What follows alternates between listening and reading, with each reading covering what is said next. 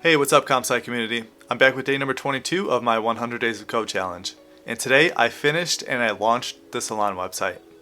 The first thing that I did today was I added some breakpoints to make the website look good on various devices. I think it looks pretty good. Honestly, there's still some things that I don't love, but it's definitely good for now, and if I decide to make any changes in the future, then I'll just make them. One thing that I've learned about development is that it's a very iterative process, so there's going to be a lot of versions of the different things that you're developing over the course of its development. So after I added the breakpoints, I purchased a domain, I uploaded all the files, I added an SSL certificate, I added Google Analytics to the website, and I also added it to the Google Search Console, and I indexed the website on Google. So I'm actually not going to show you what the website looks like. I really want you to take a look for yourself, so I'll leave a link in the description below, and I would love some feedback.